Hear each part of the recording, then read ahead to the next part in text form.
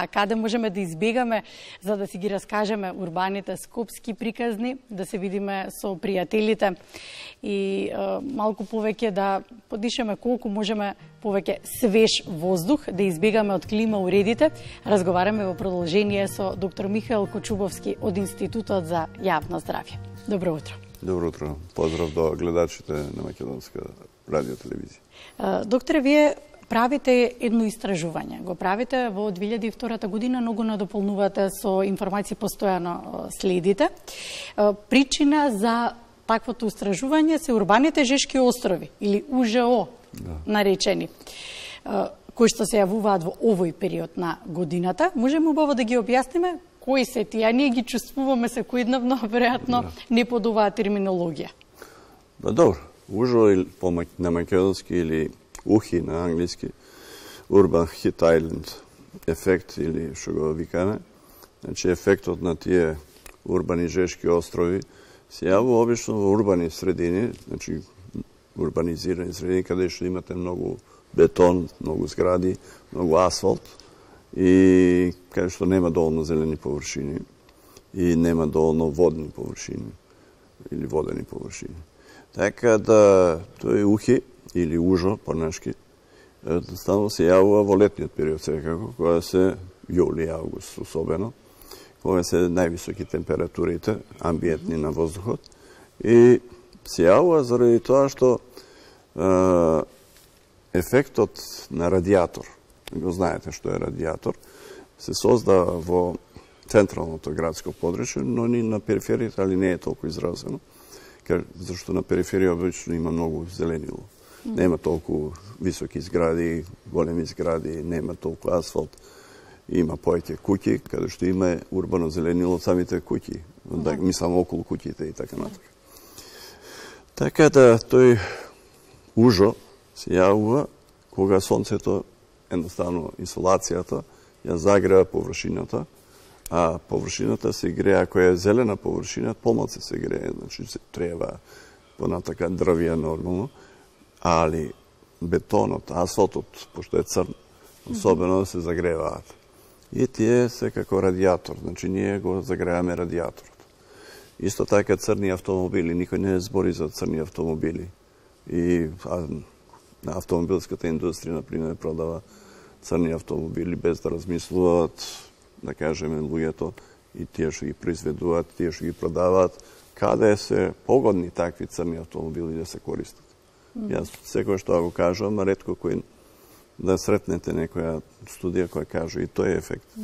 Затоа што црните автомобили, за разлика од белите или тие што се со неутрална боја, која не привлекува сончева радијација, едноставно многу помалку се загреват, разликата е 20 на степени, најмалку. И рефлектираат топлина. И кумулираат топлина. И кога ќе влезете, вие шок добивате едноставно. И тоа што ми кажавте на почеток на емисија, кога ќе се влезе во автомобил, треба прво да се проветри.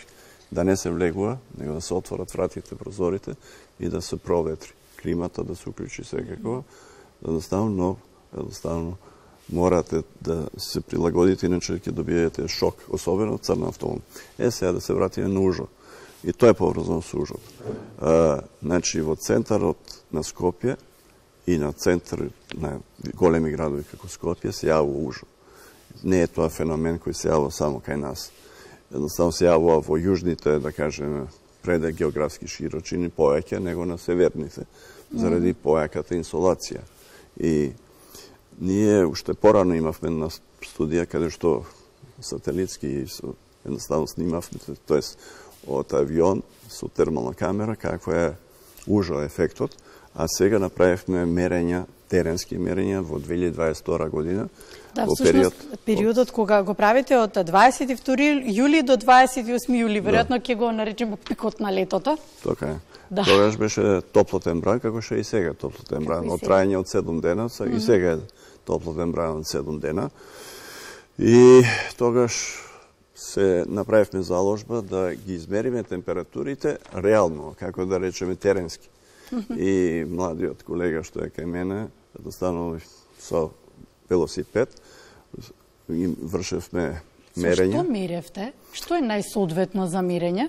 Па видите, морате да имате... Веројатно неколку алатки. Да, имате термометар, ние имавме термометар кој беше тесто кој беше калибриран и исто така ги исполнуваше стандардите на ИСО, стандардите на Меѓународната организација за стандардизација, значи и калибриран непосредно пред тоа, така да со тој калибриран, атестиран термометар ние вршевме мерење. Значи тоа беше негде на 1,5 метар висина од почвата и се мереа, се вршевме мерење. Не, во 3 интервали во суштина. Да. Наутро напладни навечер од 6 до 8 часот, пладнето 13:30, 16:30, веројатно најголемиот пик, да, и од 21 до 23 часот. Би сакала, оти споминавме дека е централното градско подрачје на булеварот Свети Климент Охридски, булеварот Илинден, Борис Трајковски, улицата Партизански одреди, Никола Тримпаре, улицата Костурски херој. Буквално централното градско подрачје, во кое што неколку пати споменуваме од самиот старт на разговорот дека сакаме да од таа урбана средина сакаме да избегаме во приградските средини, во кој што конкретно прашањето ми е како некогаш се справува, како денеска се справуваат со УЖО, затоа што некогаш температурите уште повеќе се чувствуваа намалени во приградските населби, а сега сликата е поинаква. Може би токму тоа бегство од централното градско подрачје ги преоптоварува и приградските населби. Убаво кажавте. Ние го шириме ефектот на УЖО. Значи го шириме тој УЖО кој беше, да кажем, само центарот, сега го шириме кон периферијата. Со таа урбанизација, и урбанизацијата е, мислам, ако е правилна урбанизација и ако е хумана, што би рекле, или зелена урбанизација, таа внимава на зеленилото. Внимава да имате доволно зелени површини, да имате доволно водени површини, за да може да се намали тој ефект на УЖО. Затоа што ако немате, видете што се случува кај нас, по општините, особено во некои општини, да не ги наведам, во Скопје и во другите градови, али во Скопје особено. Вие имате куќи кои се, да кажем, на плац од 400 или 500 квадрати, а некаде и помали. Ја продаваат таа куќа, ја дават на инвеститор, се гради зграда. Куќата имала, ако е 400 квадрата, имала 300 квадрата зеленило. После тоа веќе нема ни метар квадратен зеленило. Сега нема да се повеќе сме сведоци на таквата слика. А имаме закон за градишно земјиште, каде што треба да имате 70% изградена површина, а 30% зелена површина. Каде е зелената површина? На ублажување на УЖО главно го посочувате зеленилото. Зеленилото. И тоа не треба само. Него треба и дрвја со тоа убави крошни. Тоа сакав да ве прашам. Што е потребно? Значи, треба да има и трева, но треба да има и дрвја со убави големи крошни. Значи, и листопадни, но и зимзелени сега, али листопадните даваат убави крошни. И го даваат ефектот на евапотранспирација. Тоа е, например, да сте у сенка. Значи, сонце грее и вие сте у сенка од зграда, да речеме. И се чувствувате попријатно него директно на сонце, секако. Али кога сте во сенка од дрво, со голема крошна, значи големо дрво, со убава крошна која е широка неколку метри и така натака, едноставно се чувате многу попријатно.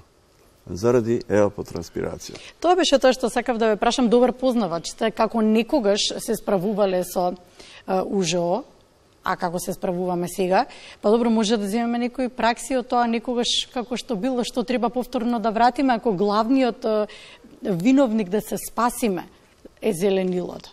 Па видите, има начини. Сега, например, превише згради има на мал простор, но и тоа може да се реши. Ако немате простор за да садите зеленило околу, можете да садите на кров. Едноставно можете да садите на зидовите, на балконите, едноставно да имате што поише зеленило.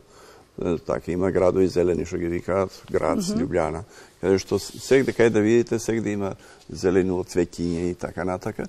И ако, затоа што урбанизацијата едноставно ја подразбираат повеќето за жал, дека само треба да се гради. Треба да се гради, но треба и едноставно да имате простор за зеленило, каде што едноставно тоа зеленило нема да штити само од ужо, ќе ве штити од аерозагатување, од бучава, ќе имате ефекти на менталното здравје, на подобрување.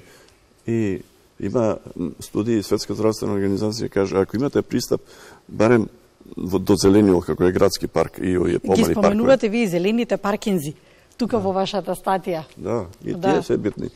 Имате зелени паркизи во некои земји, каде што, например, тие се покриени, мислам покриени, има заштита од директна инсулација, но одозгоре имате зеленило. Тоа се веројатно катни гаражи кои што на Па не се само катни. Така ги замислувам по тоа што ги објаснувате. На кровот имаат зеленило. Може да бидат и приземни. Оние кои што има простор и прават како настрешници, да рекам. А тие настрешници одозгора се покриени со, да кажеме, со зеленило. И тоа е добро и за пчели, и за животинскиот свет и така натака, но и за квалитет добро, но и за луѓето. Веројатно никогаш ќе зборуваме за таков тип на урбано живење кој што сакаме постојано да велиме дека главниот град, метрополата го заслужува и го живее. Дотогаш вашата статија вели дека 3 до 4 степени температурата била пониска од централното градско подрачје, од улицата Никола Тримпаре, кој што е без дрвја, наведувате, во градскиот парк во Скопје. Па видите, тоа е просек во тие денови кога меревме. Значи, меѓу тие мерни места. И не само ни Тримпаре, него и другите. Ја земав примерот, изборувавме за зеленилото. Али, например, Никола Тримпаре, што го спомнасте, во еден ден, ние измеривме во 14 часот, да речеме, измеривме 42 степени Целзиусови, а кај парк, значи, во тој ден, беше околу 34,1. Разликата беше 7,9 степени Целзиусови.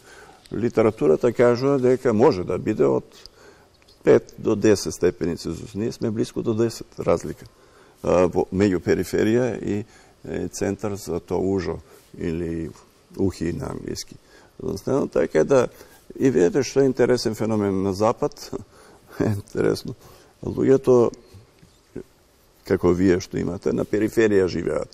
Тие што имаат можност едноставно, а работат у центар, да речем, и така натака. Кај нас е обратно, сакаат да живеат во центар. И поскапи се становите, и имате поише бучава, поише аерозагатување, имате и поеќе ужо.